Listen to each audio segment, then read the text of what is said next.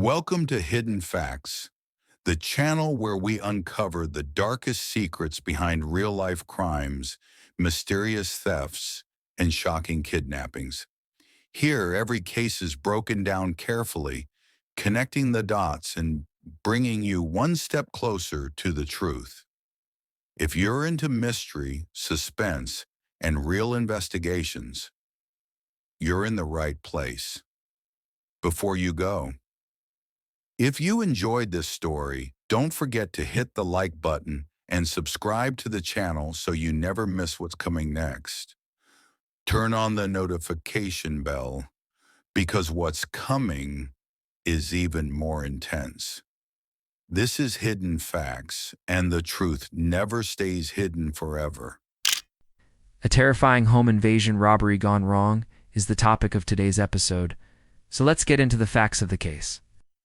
On July 2006, a small town in New Zealand witnessed one of the country's most shocking crimes. The bank was robbed. Employees were tied up. $136,000 vanished. But the real twist? The man behind it all was the bank manager himself, Mark Scott, former U.S. Marine drowning in debt turned bank manager. Scott teamed up with his partner and two others, executed a near-perfect plan that unraveled when an employee refused to be taken hostage. But before we continue, make sure to leave a thumbs up and subscribe for more crime content. And now, back to the story. This is the story of how one woman, as quick thinking, foiled a robbery and saved everyone inside a New Zealand bank. The year is 2006, and the place is a small town in New Zealand. It's just an ordinary day, until suddenly it isn't. Three armed robbers have entered the local bank and tied up the employees and customers alike. They demand the money in the vault and make their way out with bags of cash. But here's the catch. They left the bank manager behind. Wait, there's more. He wasn't tied up. In fact, he was one of the robbers.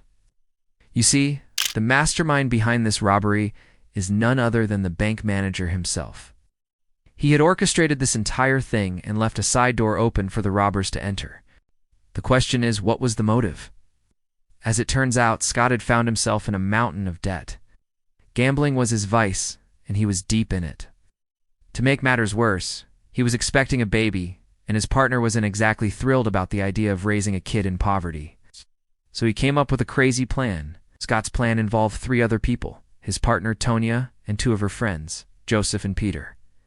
His plan was simple: have his partner and her two friends rob the bank while he pretended to be a victim. After the deed was done, they would split the profits.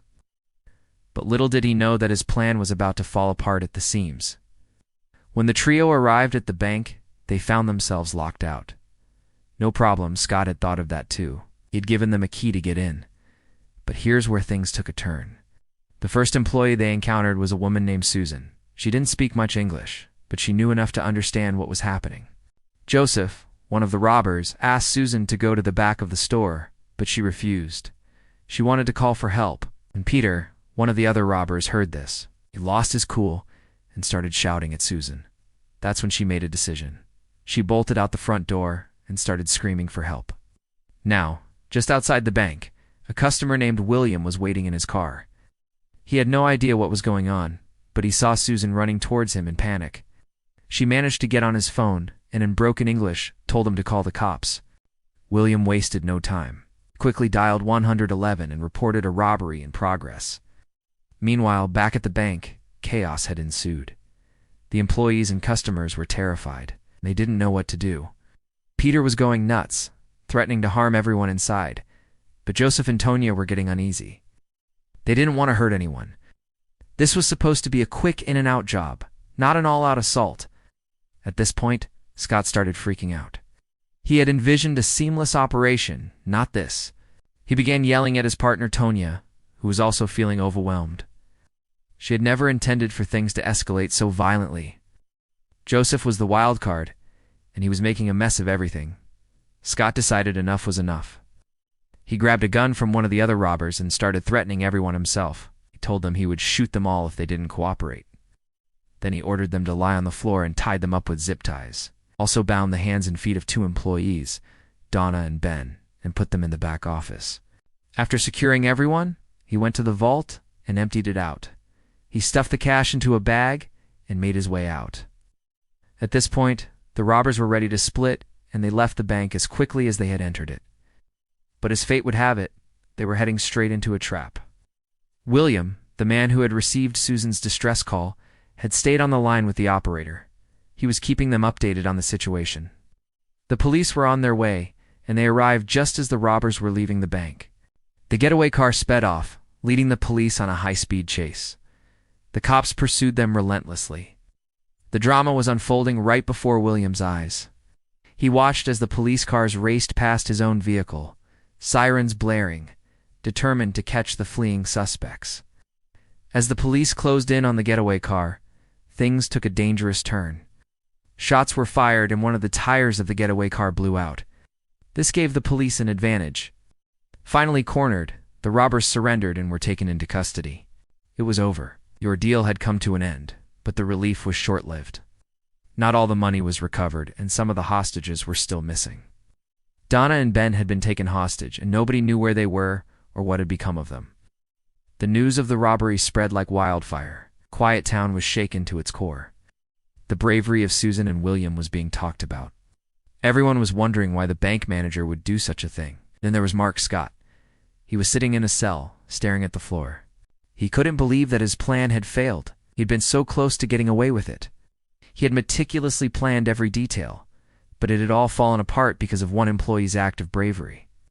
Meanwhile, the search for Donna and Ben was underway. The police were questioning everyone, trying to find any lead. Days turned into weeks, but there was still no trace of the missing hostages. The hope of finding them alive was starting to dwindle.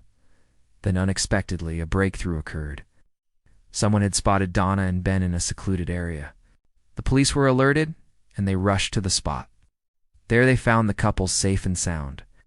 It was a moment of relief, a glimmer of hope in a dark situation. The trial was about to begin. Everyone in town was eager to know what had led to this disastrous event. What had driven Scott to commit such a crime? Was it just greed or something more? The answers were yet to unfold. At the trial, Scott's defense was that he had been forced to participate in the robbery. He claimed that he had been threatened by his partner Tanya and her friends, and that he had no choice but to comply. However, the prosecution had a strong case against him. They had evidence that he had planned the robbery and had even confessed to it.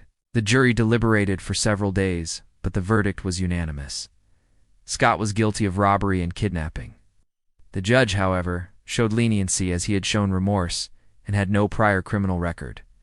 He sentenced him to 6.5 years in prison.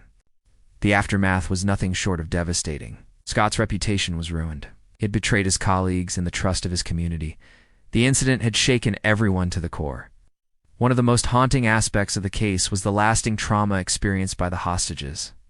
Many of them never fully recovered from the ordeal. The psychological scars of that day lingered, a constant reminder of the fragility of their lives. Yet amidst the darkness, stories of heroism emerged. Susan and William were hailed as heroes. Their quick thinking and bravery had saved countless lives. The town, though shaken, was proud of its residents, who had shown remarkable courage in the face of danger. Today, the memory of this tragic event continues to echo in the small town. It serves as a stark reminder of the lengths to which desperation can drive a person and the importance of unity and courage in times of crisis. So what are your thoughts on this case? Do you agree with the verdict? And what do you think could have led Mark Scott to commit such a crime? Feel free to share your thoughts in the comments below. And if you enjoyed this video, please don't forget to give us a thumbs up and subscribe for more content. Thanks for watching.